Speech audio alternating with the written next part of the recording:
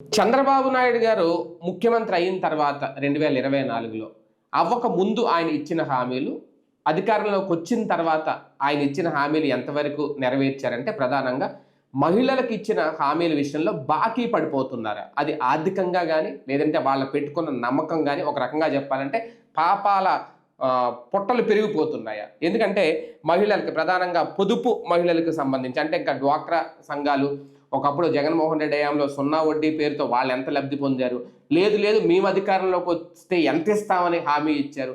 తీరా చూస్తే ఇప్పుడు అక్కడ వాళ్ళందరికీ ఇవ్వకపోగా తాజాగా నాబార్డు చెబుతున్న లెక్కలు చూస్తూ ఉంటే అప్పటికి ఇప్పటికి ఎన్ని కోట్ల రూపాయలు, దాదాపు అప్పట్లో 2024-25లో పొదుపు సంఘాలకి ఏకంగా 16,607.57 కోట్లు ఇచ్చినట్టు తాజాగా ఈ నాబార్డు నివేదిక అయితే వెల్లడించిందంట. అంటే దాదాపు వడ్డీ రుణాలు ఇవన్నీ 3 లక్షల నుంచి ఏకంగా 10 లక్షల వరకు పెంచుతాము అని అప్పట్లో బాబు గారు ఇచ్చిన హామీ ఏమైంది అనేది. ఇది ఒకటే కాదు, చాలా విషయాల్లో చాలా పథకాలు పక్కకి వెళ్ళిపోయినాయి. మహిళలకు ఇచ్చిన హామీల విషయం, ఇక్కడ పొదుపు విషయం కూడా డ్వాక్రా సంఘాలు మేము ఎంతగానో ప్రోత్సహిస్తున్న మహిళలు తమ కాళ్ళ మీద తాము నిలబడుతున్నారు అని గొప్పలు చెప్పుకొని ఇదే చంద్రబాబు నాయుడు గారి ప్రభుత్వం మరి ఇప్పుడు ఏం సమాధానం చెప్తుంది? ఇదే అంశం మీద చర్చించే ప్రయత్నం చేద్దాం. సార్, ఒక రకంగా ఇది తిరుగుబాటు మొదలైందని అయితే నేను అన్నగాని, అంటే అది ఎలక్షన్ వచ్చినప్పుడే బయటపడుతుంది. కానీ ఒక్కొక్కటి చూసుకుంటా ఉంటే ఆ 1500 ఇస్తానన్నది కానీ, అంటే ఎక్కువ మహిళలకి వెళ్ళేదో మహిళా ఏదో పేరు కూడా పెట్టారు, మహిళా శక్తి ఏదో అని చెప్పి అప్పట్లో రిలీజ్ చేశారు, చాలా హామీలు ఇచ్చారు. కానీ డ్వాక్రా మహిళల విషయంలో మోసం చేశారు అనుకోవాలా, లేదంటే సైలెంట్గా కొన్ని హామీల్ని మర్చిపోతున్నారా బాబు గారు? అంటే ఇక్కడ మేబీ నేను అనుకోవడం చిట్ట చివరి 6 నెలల మీద ఆశ పెట్టుకున్నట్టున్నారు. చిట్ట చివరి 6 నెలల్లో 2014లో చేసిన పని కూడా అదే కదా సార్. 2029లో వీళ్ళు చేద్దాం అనుకుంటోంది. లాస్ట్ ఇయర్ కానీ లాస్ట్ 6 monthsలో కానీ చేద్దాం మీరన్నారు. 2014 ఎస్ కరెక్టే. 2024 దాకా అన్ని చేసిన జగన్ ఓడగొట్టారు కదా. అప్పుడు కూడా లాస్ట్ లో 10,000 ఇచ్చేసి చాలా ఇచ్చేస్తున్నాం అంటే ఏమైంది? బొక్కబోర్లో పడ్డారు. 19-24లో అన్ని ఇచ్చిన జగన్ కూడా బొక్కబోర్లో పడ్డాడు కదా, అంతకంటే దారుణంగా ఓడిపోయాడు కదా. కాబట్టి ఇక మన లెక్కే మంది ఫైనల్. ఇప్పుడు నేను 2014 నుంచి కంటిన్యూగా మనం ఫాలో అవుతా ఉన్నాం, డిబేట్లు చేస్తా ఉన్నాం, ఇదంతా చేస్తున్నాం కదా. 18లో కూడా మనం ప్రభుత్వం వీళ్ళే వస్తుందని నేను నమ్మా. 19లో కూడా, ఎందుకంటే వైసీపీ పాదయాత్ర చేశాడు కానీ జగన్కి భారీ స్పందనే వచ్చింది. కానీ నవరత్నాలు నమ్ముతారా అంటే అక్కడ వీళ్ళే చెప్పారు 4 లక్షల కోట్లు అవసరం ఆ రోజున. నిజంగా 4 లక్షల కోట్లు అంటే జగన్ ఆడిస్తాడు అంటే బడ్జెట్ 4 లక్షల కోట్లు ఉంటే సాధ్యం, నేను వేసుకున్న లెక్క, నా కాన్సెప్ట్ అది. 4 లక్షల కోట్లు దాకా ఉంటే అయితే టోటల్గా విడిగా లెక్క జగన్ దగ్గర 45,000 కోట్లు నెల ఏడాదికి ఉంటే సరిపోతుంది అన్నది అతని దగ్గర లెక్క ఉన్నట్టుంది. అయితే ఆ రోజున ఇతను చేయగలుగుతాడు, అది నమ్ముతారు అసలు జనం అన్నటువంటిది. ఎందుకంటే మొదటిసారి ఉచిత విద్యుత్ అన్నప్పుడు రాజశేఖర రెడ్డి 1999లోనే ఉచిత విద్యుత్ అన్నాడు, నమ్మలా జనం, ఓడించారు. 2004లో గెలిచాక మేము 99 హామీ కదా అని వదిలేలే అతను, ఉచిత విద్యుత్ అమలు చేశాడు. వీళ్ళు 2 రూపాయల కిలో బియ్యం 3 దశాబ్దాలు 4 దశాబ్దాల క్రితం ఎప్పటికీ చెప్తారు. ఉచిత విద్యుత్ రాజశేఖర రెడ్డి అని పేరు ప్రస్తావిస్తారు వీళ్ళు. రాజశేఖర రెడ్డి ప్రారంభించిన ఉచిత విద్యుత్ ఇప్పుడు దేశంలో అనేక రాష్ట్రాలు అమలు చేస్తున్నాయి. ఈ రాష్ట్రం ఇవాళకి కూడా 2 తెలుగు రాష్ట్రాలు చచ్చినట్టు అమలు చేస్తున్నాయి, ప్రస్తావించారు కదా అది. అట్లాగే ఇక్కడ ఏంటంటే 2018 ఎండింగ్లో ఒక ఎమ్మెల్యే గారు నాతో ఫోన్ చేసి అన్నారు, సాయి గారు మీరు ఏమనుకుంటున్నారు చంద్రబాబు గారికి మహిళలది అని. మహిళలు భారీగా ఉన్నారు కదండి, ఆడిపోయిన మహిళలు బాగానే వస్తున్నారు కదా, పల్లెటూళ్ళలో పాజిటివ్గానే ఉందనుకుంటున్నాను నేను మహిళల విషయంలో. మగాళ్ళ విషయంలో కొంత వ్యతిరేకతలు ఉంటాయి కానీ మహిళలు అయితే వాళ్ళకి ఫేవరబులే కదండి అన్నా నేను. అంటే లేదండి మీరు క్రాస్ చెక్ చేసుకోండి, మీరు నిజాయితీగా మాట్లాడతారు కాబట్టి చెప్తున్నాను అంటూ నేను కూడా, ఆయన అంతకుముందు తెలుగుదేశం పార్టీలోనే ఉన్నటువంటి ఎమ్మెల్యే అనమాట, అప్పుడు దాకా కూడా ఉన్నటువంటి ఎమ్మెల్యే. చెక్ చేసుకోండి మీరు, నేను క్రాస్ చెక్ చేశాను, నేను ఎమ్మెల్యే హోదాలో మహిళలు నా దగ్గరకు వచ్చినప్పుడు మీకేంటి ఇంకా 10,000 రూపాయలు ఇచ్చే టైంలో అనమాట. 10,000 రూపాయలు ఇస్తున్నా ఇంకేముంది మీకు అసలు బాధ, ఇంకో 10,000 కూడా ఎత్తన్నారు కదా చంద్రబాబు గారు అంటేను. వాళ్ళు చెప్పిన మాటని నేను షాక్ అయ్యానండి. వాళ్ళు రూపాయి ఎంత జాగ్రత్తగా లెక్క కడతారో. వాళ్ళు 2018లో అదే 2013లో పాదయాత్ర చేశారు చంద్రబాబు గారు. నా పేరు చెప్పుకొని మీరు ఎవరు డ్వాక్రా డబ్బులు కట్టద్దని చెప్పారు ఆయన. డ్వాక్రా సంపూర్ణ రుణమాఫీ చేస్తా, ఒకవేళ మీరు నగలు తాకట్టు పెట్టి పర్సనల్ లోన్లు తీసుకుని అవి కూడా తీరుస్తా అని చెప్పారు. రైతులకు కూడా అదే చెప్పారు ఆయన. ఇద్దరికి చెప్పారు, మహిళలకు కూడా. అడగండి ఇది అప్పుడు యాడ్లు కూడా వేశారు. ఎవరు డబ్బులు తీసుకోవడానికి ఇంటికి వస్తే ఫోటో చూపెడతారు, ఏంటంటే మా చంద్రన్న ఆయన అడుగుపో అనేసి సంపూర్ణ రుణమాఫీ తీసుకొచ్చి ఇవ్వలేదు. దాంతో ఏమైంది, 2013 నుంచి 2014లో ఈయన అధికారంలోకి వచ్చారు. ఈ ఏడాది కాబట్టి వచ్చే ఏడాది ఇస్తారు, వచ్చే ఏడాది కాబట్టి ఆ తర్వాత ఏడాది ఇస్తారని 4 ఏళ్ళు అదే అనుకున్నారు. కనీసం లాస్ట్ ఏడాది అన్న ఇస్తారనుకున్నారు. 5 ఏళ్లలోనూ ఇవ్వాల. 4 ఏళ్ళు అధికారంలోకి వచ్చి 4 ఏళ్ళు ఇవ్వాల, చివరి ఏడాది కూడా ఇవ్వాల. అదేమైంది, ఇక చివరిలో వీళ్ళు 3 ఏళ్ల తర్వాత బ్యాంకు వాళ్ళు ఏం చేశారు, వాళ్ళు ఎవరో వెళ్ళి మీరు వాళ్ళని అడుక్కోండి, ముందు మాకు డబ్బులు కడతారా కట్టరా, లేదా రీషెడ్యూలింగ్ చేశారు. ఎట్లాగా, ఇప్పుడు 10 లక్షల అప్పు ఉంది, ఈ వడ్డీలతో కూడా కలిపితే 12 లక్షలు 15 లక్షలు అయింది. ఈ 10 లక్షలు కట్టేసినట్టు రికార్డులో చూపెట్టుకుని 15 లక్షలు అప్పు తీసుకున్నట్టు డబ్బులు కట్టుకోవాలి. దాంతో కిస్తీ అదనపు భారం అయిపోయింది. ఇది నెంబర్ 1. అంటే చెయ్యని తప్పుకి బలయ్యారు వాళ్ళు, అప్పులు పాలయ్యారు. ఆ డబ్బు ఏదో అప్పు తీసుకుని ఏ వ్యాపారం చేసుకుని ఇంటి అవసరాలకు తీసుకుంటే వాళ్ళకి పెద్ద ప్రాబ్లం కాదు, కానీ ఇట్లా ఖర్చు పెట్టడం అన్నటువంటిది ఓ సమస్య అయింది. నెంబర్ 1. నెంబర్ 2 వచ్చేటప్పటికి రాజశేఖర రెడ్డి టైంలో పావల వడ్డీ రుణాలని ఇచ్చేవాళ్ళు, అందరికీ ఇవ్వరు, ఒక 10% 20% ఏడాదికి. ఆ లెక్కను చూసినప్పుడు 5 ఏళ్లలో 50% మందికి వచ్చేస్తాయి. అంటే వీళ్ళు డబ్బులంతా ఎవరెవరైతే కట్టేస్తారో పూర్తిగా, ఆ కట్టిన వాళ్ళకి పావలా వడ్డీ మాత్రమే వాళ్ళు కట్టినట్టు వాళ్ళ దగ్గర నుంచి తీసుకుని మిగతా ₹10 ప్రభుత్వం కడుతుంది డబ్బులు. ఆ డబ్బులు వాళ్ళకి రిటర్న్ వేసేయాలి. అంటే ఈజీగా అర్థమయ్యే భాషలో చెప్పాలంటే, నేను ఒక ₹1000 వడ్డీ కట్టా, నాకు ₹750 వెనక్కి వచ్చేస్తుంది పూర్తి అయ్యాక, పూర్తి కాని వాళ్ళకి అట్లాగా. అది పావల వడ్డీ రుణం. సరే, కిరణ్ కుమార్ రెడ్డి తన పేరు స్థిరపడాలన్న ఉద్దేశంతో 0 వడ్డీ రుణాలు బిగిన్ చేశాడు. రాజశేఖర రెడ్డి మరణం తర్వాత రూపాయికి కిలో బియ్యం ఆయిందే, 0 వడ్డీ రుణాలు కూడా ఆయిందే. నువ్వు అసలు ఏం కట్టద్దు వడ్డీ, నువ్వు మొత్తం అసలు కట్టే, అసలుతో పాటు వడ్డీ కట్టే, నువ్వు కట్టేశాక నీ వడ్డీ డబ్బులు నీకు వచ్చేస్తాయి వెనక్కి. ఇది ఎంత అద్భుతమైనటువంటిది. ఒక్కొక్కళ్ళు కనీసం ₹1,00,000 తీసుకుని ఉంటారు మినిమం. ₹1,00,000కి వాళ్ళు 5 ఏళ్లలో 3 ఏళ్ళు 5 ఏళ్ళు పడుతుంది వాళ్ళకి టర్మ్. ఆ టైంలో కనీసం 15,000 10,000 వడ్డీ కట్టి ఉంటారు. ఆ డబ్బులు ఏకదం రిటర్ను చేతిలో జేబులో డబ్బులు వచ్చేస్తాయి ఫ్రీగా. ఒక పేదవాళ్ళకి 10-15,000 అంటే ఏ రేంజ్. అది చంద్రబాబు గారు పావల వడ్డీ ఇవ్వాల, 0 వడ్డీ ఇవ్వాల. దెన్ మహిళలు అది నష్టపోయారు.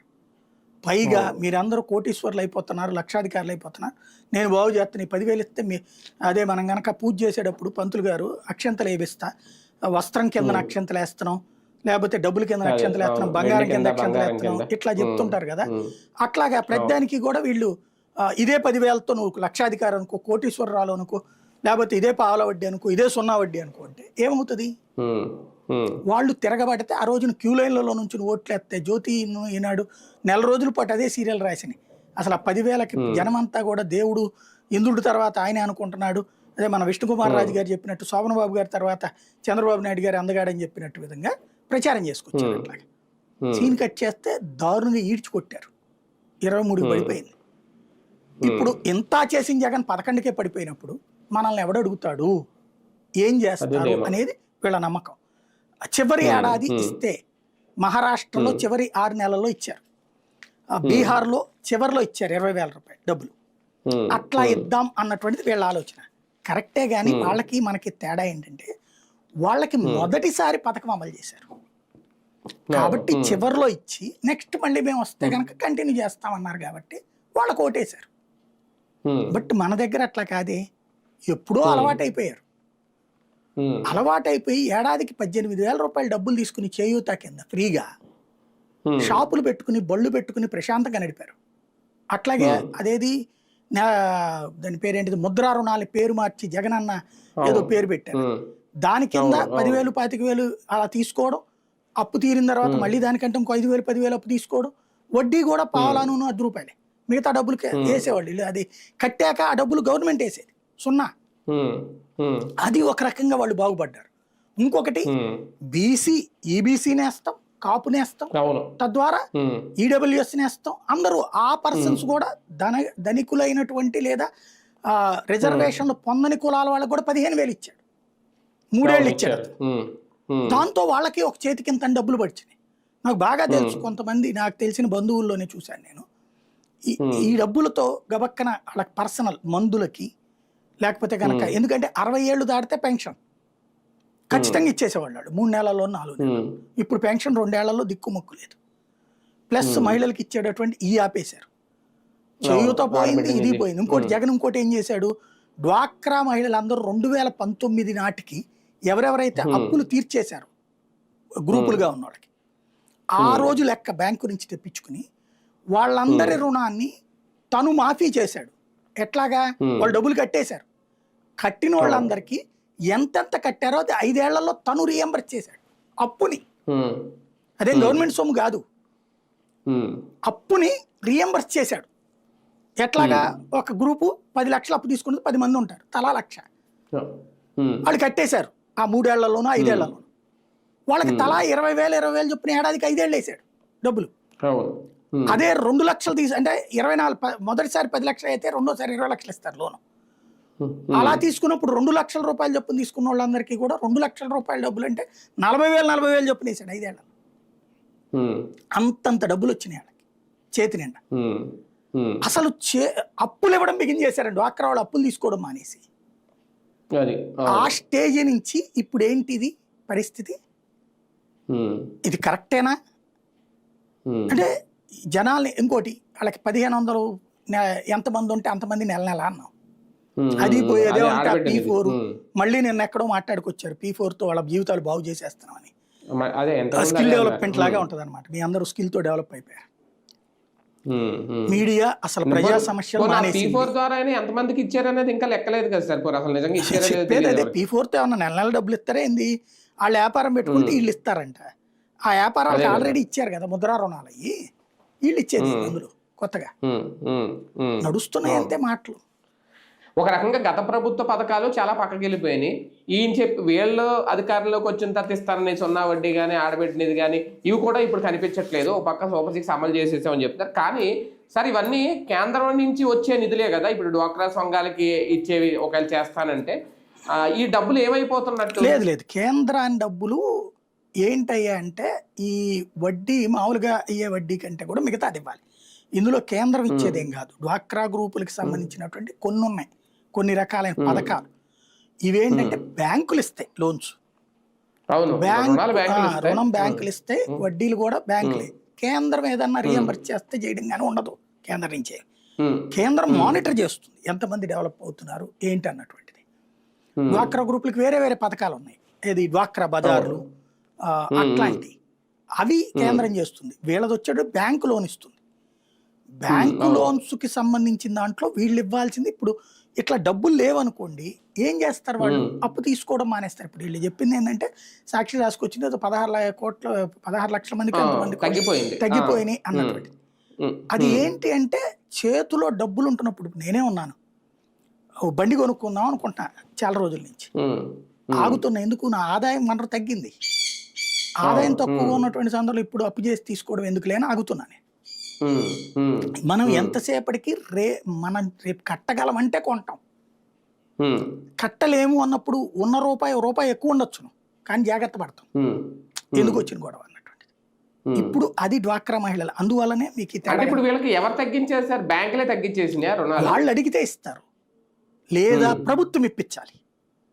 ప్రభుత్వం ఇప్పుడు ఇట్లాగే ఈ పావల వడ్డీ 10 రూపాయల వడ్డీలు అంటే ఇది ప్రభుత్వం నేను అనుకోవడం వీళ్ళు ఎందుకు ఆగుంటుందంటే ప్రభుత్వం అష్యూరెన్స్ ఇస్తే ఇస్తారనమాట వాళ్ళు.